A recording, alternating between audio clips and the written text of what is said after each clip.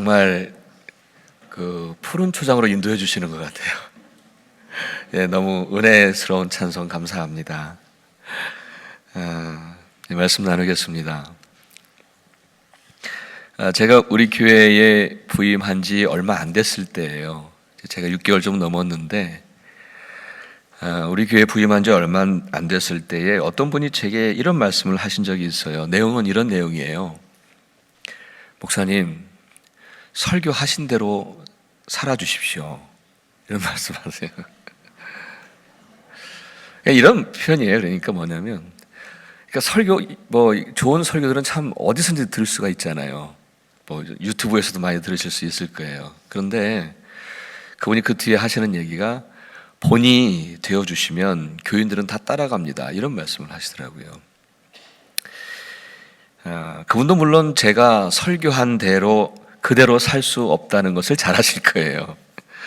하지만 그분은 제게 신실한 목회자가 되어주기를, 목사라고 하는 그 인테그리티를 끝까지 잘 지켜주기를 기대한다는 그런 당신의 마음을 저한테 얘기하신 것 같아요. 요즘에도 그 말씀이 종종 생각이 나요. 그래서 우리 그 목사님들과 그 스텝 회의 때 몇 차례 그런 비슷한 말씀을 나눈 적이 있어요. 그러니까 우리가 앞에서 설교만 하는 그런 말쟁이는 되지 말자고요. 그런 말쟁이 되지 말자고. 그렇게 나눈 적이 있습니다.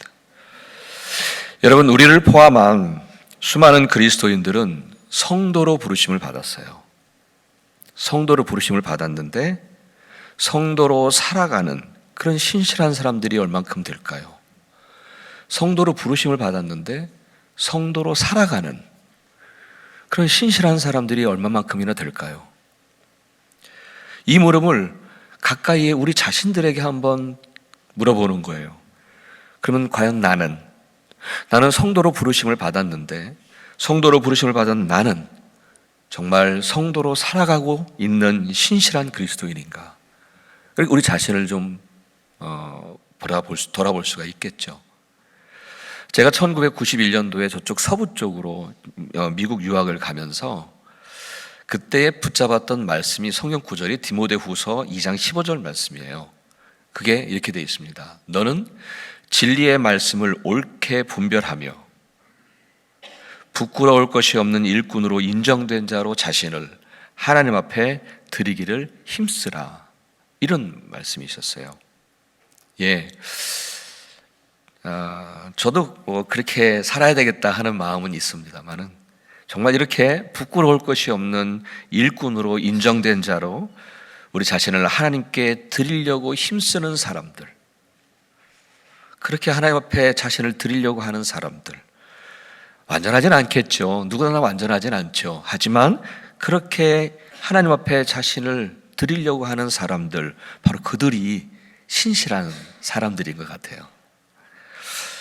시편에 이런 말씀이 있어요. 하나님은 사람들을 이렇게 두루두루 낱낱이 살펴보고 계십니다.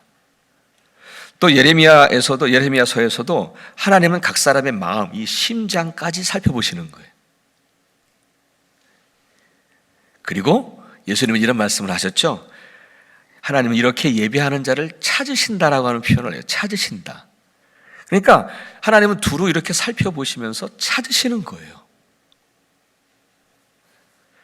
하나님은 오늘날에도 사람들의 마음을 살피시고는, 그리고 정말 신실한 사람들을 찾고 계실 줄 믿습니다.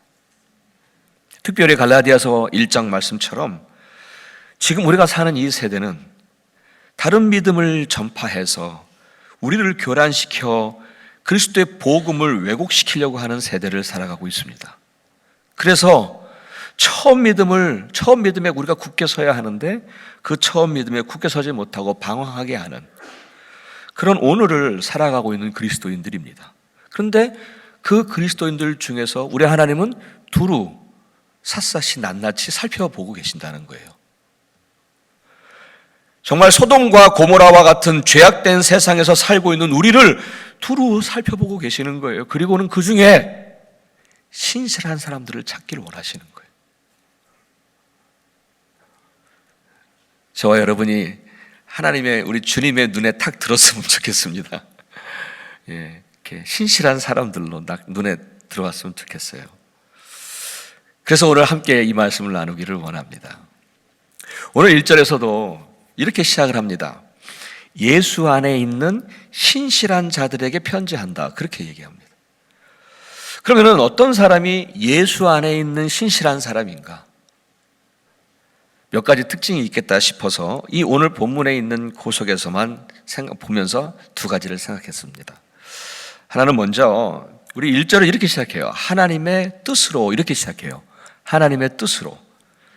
예, 신실한 사람들에게 있어서 보여지는 첫 번째 특징은 바로 그건 것 같아요. 하나님의 뜻에 맞춰가는 거예요. 자신의 삶을 하나님의 뜻에 맞춰가는 거예요.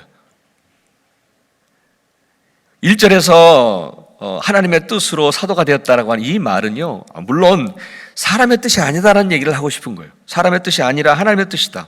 근데 이 말씀을 좀 더 가까이 보면은 내 뜻이 아니라는 거예요. 내 뜻으로 된 게 아니라는 거예요. 내 뜻이 아니라 오직 하나님의 뜻으로 사도가 됐다는 거예요.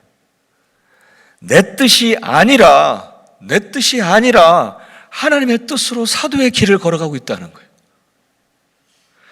그래요. 신실한 사람들은요, 내 뜻과 내 자신의 생각과 판단, 주장 다 내려놔요. 왜냐하면 내 뜻과 내 주장과 내 생각과 내 판단이 우선되어지면, 그것이 강해지면 하나님의 뜻은 뒤로 밀리니까. 그래서 정말 신실한 사람들은요, 어찌하든지 내 뜻을 내려놓기를 계속합니다. 마치 나를 날마다 죽이는 것처럼 그렇게 내 뜻과 내 생각과 내 판단을 계속 죽이는 거예요. 계속 내려놓는 훈련을 합니다. 그리고는 오직 하나님의 뜻에 자꾸 맞춰가는 거예요. 내 뜻을 죽이고 하나님의 뜻이 무엇입니까? 내가 생각한 것이 이거였지만은 그러나 하나님의 계획은 무엇입니까? 나는 이것을 원하고 있지만 그러나 하나님 당신이 원하시는 것은 무엇입니까? 자꾸 내 삶을 하나님의 뜻에만 맞춰가려고 하는 거예요. 생각해보면요, 우리는 자신의 뜻과 생각이 옳다고 주장하며 삽니다. 정말 아무리 봐도 자기 주장 틀렸다고 말하는 사람 거의 못 봤어요. 하지만 한번 생각해 보세요. 우리 주장에는요, 그 인간의 욕심이라는 게 함께, 우리가 주장할 때 가만히 보면 인간의 욕심이 또 숨어 있어요. 그 부인할 수 없더라고요. 여러분, 사도 바울 생각해 보세요. 사도 바울이 기독교인을 핍박했던 때를 한번 생각해 보세요.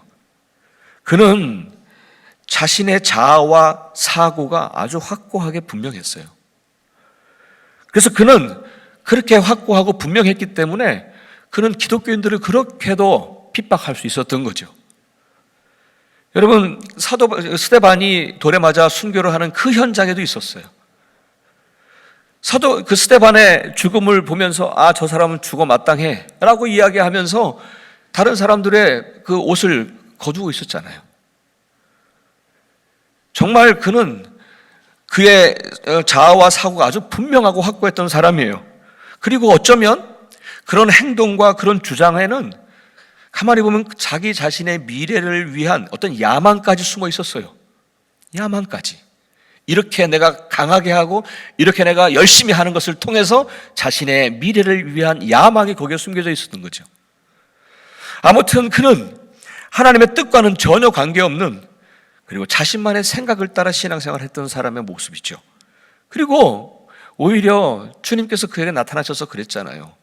사울아, 어찌해서 나를 핍박하느냐. 예수님을 핍박한 결과가 된 거예요. 예, 이렇게 내 뜻과 생각을 겸손하게 내려놓지 않으면요, 우리도 하나님의 뜻을 거역할 수 있어요. 사도바 바울이 옛날처럼, 그 이전 내 모습처럼 내 뜻과 내 생각과 내 어떤 판단들을 겸손하게 다 내려놓지 않으면 나도 하나님의 뜻을 나도 모르는 사이에 거역할 수 있고 더 교회를 핍박할 수 있어요. 그렇기 때문에 신실한 사람들은요, 철저히 그리고 겸손하게 자신의 생각과 판단을 내려놓습니다. 그런 위험성이 있기 때문에. 그리고 오직 하나님의 뜻을 맞춰가는 거예요. 내 생각이 이건 것 같아도, 내가 이 사람한테 이렇게 하고 싶어도, 내가 이럴 때 이렇게 하고 싶어도 하나님의 뜻이 무엇인가? 하나님께서 내게 말씀 주신 것이 무엇인가? 말씀 앞에 엎드러지고 그분 앞에, 그 뜻 앞에 내 모든 뜻을 내려놓는 거예요. 그분의 말씀 앞에 내 뜻과 내 주장을 내려놓는 거예요. 그분의 말씀이 우선이고 그분의 말씀이 나의 삶을 따라가게 하는 거예요. 신실한 사람들의 모습입니다. 내 뜻대로, 내 마음대로, 하나님의 뜻은 일단 뒷전이고 그렇게 살아가는 사람들이 아니에요. 어찌하든지 그분의 뜻에 맞추려고 그렇게 살아가는 사람들이. 또 내주하시는 성령님이 우리 안에 계시잖아요. 그 성령님께서 때마다 감동으로 우리의 선한 양심을 일깨우실 때가 있거든요. 이것은 하나님께서 기뻐하시지 않겠지. 그리스도인으로서 이건 아닌 것 같다. 그리스도인으로서 이런 일은 참 떳떳하지 않은 것 같지, 부끄럽지. 그렇게 순간순간마다 감동하심으로 우리를 일깨워 주십니다. 거기에 순종하는 거예요. 기꺼이 순종하는 거예요. 내가 저것을 원하지만, 내가 이렇게 하고 싶지만 우리 주님이 말씀하시는 거, 내 안에 선한 양심을 일깨우실 때 성령의 소욕을 내가 받았을 때에 육체의 소욕을 죽이는 거예요. 나의 뜻을 죽이는 거예요. 그리고 그분의 뜻을 따라가는 거예요. 사랑하는 여러분, 그리고 특별히 오늘 직분을 받으시는 여러분, 사람의 뜻도 아니요, 그리고 여러분의 뜻도 아닌 하나님의 뜻으로 직분을 받으셨고 오늘 또 직분을 받으십니다. 이제 여러분의 삶을 철저히 그렇게 하나님의 말씀 앞에 엎드러지시고 그분의 말씀 앞에 내 생각을 내려놓으시고 그분의 뜻 앞에 내 뜻을 내려놓으시고 하나님의 뜻에 맞춰서 하는 그런 신실한 성도들, 그런 신실한 주의 사람들 되시기를 축복합니다. 자기를 부인해야 하는 십자가의 길이니까 그리 쉽지는 않을 것입니다. 하지만 부끄러울 것이 없는 일꾼으로 인정된 자로 하나님께 자신을 드리기를 힘쓰시는 그런 신실한 자로 서시기를 주님의 이름으로 간곡히 부탁합니다. 아멘. 신실한 사람들에게 보여지는 두 번째 특징은 그들은 성도로서 거룩함을 지켜가는 사람들입니다. 거룩을 지키려고 애를 써요. 오늘 1절에서 사도 바울은 이 편지의 수신자들을 이렇게 말합니다. 에베소에 있는 성도들이라고 말합니다. 에베소에 있는 성도들. 여기서 성도라고 하는 것은 거룩한 사람들이죠. 세인트라고 하잖아요. 근데 이 거룩이라는 건 뭐예요? 구별된 거예요. 구별된 거예요. 그래서 성도는요, 세상과 구별된 사람들입니다. 그리고 그 구별을 잘 지키며 사는 사람들, 바로 그들이 신실한 사람들이라는 거죠. 에베소라고 하는 도시는 로마 제국 시절에 무려 50만의 인구가 거주하고 있었던 대도시였답니다. 지금도 50만이면 크잖아요. 이 도시에서 에베소에는 황제 숭배로 유명했고 특히 사도행전 19장에 따르면 풍요의 여신이었던 아데미 신전이 거기에 있었어요. 항구 도시이다 보니까 상당히 방탕한 도시였다고 합니다. 그래서 에베소서 5장에 보면은 그런 말씀 하시잖아요. 사도 바울이 술 취하지 마십시오. 술 취하지 마십시오. 거기에는 방탕이 따릅니다. 그렇게 얘기할 정도인 것 같아요. 또 사도행전에 나옵니다만은 이 아데미 여신의 그 신상의 모형을 팔아서 돈을 버는 사람들도 많았고, 또 여러분 부적 아시죠? 부적. 옛날에 부적 받아가지고 갖고 다니는 사람들도 있었잖아요. 이 에베소 증서라고 하는 게 그 부적이래요. 그것이 굉장히 고가에 팔렸다고 합니다. 참으로 이것은 죄의 유혹이 많은 곳이었음이 분명합니다. 하지만 그 교회 교인들은 그 죄의 도시에서 살지만 그들은 교회로 모였습니다. 그 도시에서 많은 사람들이 죄 가운데 있었지만 그들은 교회에 모여 있습니다. 다른 사람들과 그들과 구별되이 그들은 주를 섬기고 있었습니다. 그들은 모두는 아니겠지만 그래도 그들 중에는 거룩을 지키며 살았을 것입니다. 예수를 믿는 성도이기 때문에. 사도 바울은 바로 그러한 에베소 교회 교인들이 있었기에 그들에게 편지하기를 신실한 자들이라 그렇게 불렀던 거죠. 고린도전서 1장 2절에 보면은 이런 말씀이 있습니다. 예수 안에서 거룩하여지고 성도로 부르심을 받은 여러분, 이렇게 부르는 게 있습니다. 이것은 그냥 예수 믿는 사람들을 부르는 거거든요. 예수 믿는 사람들이에요. 여러분, 우리가요 예수를 믿으면 그 믿음으로 의롭게 되는 은혜를 입습니다. 그래서 거룩하여지는 거예요. 그래서 성도라고 부릅니다. 믿음으로 의롭게 되어지는 은혜를 입어서 성도가 되는 거예요. 이것은 우리의 삶과 행실이 거룩하여져서가 아니라 믿음으로 말미암아 하나님의 전적인 은혜로 우리는 성도로 부르심을 받았습니다. 믿으십니까? 잘 못 믿겠어요. 예. 그런데요, 이 진리를 이해하려 할 때 굉장히 단순한 진리예요. 근데 이 진리를 이해하려 할 때 세상의 논리와 충돌하는 부분이 있습니다. 그게 뭐냐면 세상의 논리와 사고는 이런 생각, 이런 방식이에요. 우리의 행동이나 우리의 삶이 거룩해야, 그래야 성도라고 부르지, 이런 말을 하죠. 우리의 삶이 거룩해야, 우리의 행실이 거룩해야 성도가 되는 거 아닌가, 이런 말을 하죠. 교회 다니는 분들 중에도요, 우리 교회 다니는 분들 중에도 성도라고 부르는 것에 대해서 부담감을 갖는 분들이 있어요. 그것은 어떤 의미냐면 내 행실을 바라봐도, 또 내가 내 삶을 바라봐도 거룩하지 않은데 어떻게 나를 성도라고 부르는가, 이런 말씀을 하실 수 있어요. 이거는 성도라고, 이거는 성도라고 하는 것은, 이것은 세상의 논리로 생각하는 거예요. 내 삶이 거룩해야 성도가, 이것은 세상의 삶의 세상적인 논리예요. 하지만 우리의 논리는 정반대예요. 우리는요, 행실과 삶이 아니라, 그것으로 의롭게 된 게 아니라 믿음으로 의롭게 되었습니다. 믿음으로 의롭게 되어 우리는 의인이요 혹은 성도로 부르심을 받았습니다. 하나님의 전적인 은혜로 성도라 부르심을 받은 거예요. 그래서 이제 그 부르심에 합당하게, 그 성도로 부르신 그 은혜에 합당하게, 성도답게, 하나님의 자녀답게 우리는 거룩한 삶을 살아야 한다는 거죠. 그런 의미에서 내가 거룩하니 너희도 거룩하라 하신 말씀이에요. 믿지 않는 사람들에는 이 말씀 하지 않으세요. 믿는 우리들에게 믿음으로 말미암아 하나님의 전적인 은혜로 성도가 거룩하여진 성도가 된 우리들에게 하신 말씀이에요. 내가 거룩하니까, 그러니까 너희도 거룩하라. 그래요. 우리는 예수를 믿어 성도로 부르심을 받은 자들이에요. 하지만 그런데요, 여전히 세상 사람들과 구별되지 않고 거룩한 삶을 살지 못하는 경우가 또 많죠.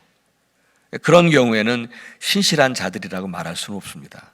하지만 우리가 성도로 부르심을 받았기에 그 부르심에 합당하게, 그 은혜에 합당하게 세상 사람들과 구별되이 살고 이 세대를 본받지 아니하며 세상과 타협하지 아니하고 변질되지 않고 그리스도를 향하는 깨끗함과 진실함에서 떠나지 않고 부패하지 않고 끝까지 거룩함을 지키며 살고 또 그렇게 살려고 힘쓰는 사람들, 바로 그들이 하나님께서 오늘도 찾고 계시는, 오늘도 죄악된 세상에서 주님이 찾고 계시는 신실한 사람들임을 믿습니다. 예, 지금까지 저는 신실한 사람들의 특징 두 가지를 말씀드렸습니다. 신실한 사람들은 자신의 뜻과 생각과 판단 철저하게 겸손하게 내려놓고 오직 하나님의 뜻에만 맞춰가는 그러한 사람들을 말합니다. 어찌하든지 하나님의 뜻을 구하고 어찌하든지 그분의 마음에 합당하게 살려고 하고 어찌하든지 그분 앞에 부끄럽지 않으려고 하는 삶. 또한 신실한 사람들은요, 하나님의 전적인 은혜로 성도로 부르심을 받았잖아요. 그러니까 그 부르심에 합당하게, 그 은혜에 합당하게 하나님의 자녀답게 이 세대를 본받지 않고 세상과 타협하지 않고 변질되지 않고 그들과 다르게 끝까지 거룩한 삶을 지켜가는 사람들입니다. 사랑하는 여러분, 그리고 성도라 부르심을 받은 여러분, 올해 2020년에는 더욱더 이렇게 신실한 그리스도인으로 주 앞에 서시기를 축복합니다. 어떤 외부적인 환경이, 올해는 특별히 교단의 환경이 있습니다. 그러나 어떠한 외부적인 환경이 우리를 흔들려 한다 해도 저와 여러분은 마지막까지 하나님의 뜻에 맞추어 그 길을 가야 할 줄 믿습니다. 그리고 끝까지 거룩함을 지켜내는 교회의 생명은 거룩함이잖아요. 거룩함을 잃어버리면 교회는 더 이상의 교회 아닙니다. 그리고 그 거룩함을 지켜야 하는데 그것을 잃어버리면 존재의 의미가 없습니다. 그냥 교회의 겉모양을 가진 그냥 교회 조직일 뿐이죠. 교회의 생명은 거룩함입니다. 그래서 우리 끝까지 그 거룩함을 지켜내며 이 세대를 본받지 않는, 그리고 처음 믿음을 지켜가는 신실한 그리스도인으로 서시기를 간절히 바랍니다. 아멘. 오늘 마무리 이렇게 합니다. 2절입니다. 그렇게 신실한 그리스도인으로 살기를 원하시는, 또 바라시는 모든 이들에게 우리 하나님 아버지와 주 예수 그리스도로부터 은혜와 평강이 너희에게 있을지어다. 아멘. 기도하겠습니다.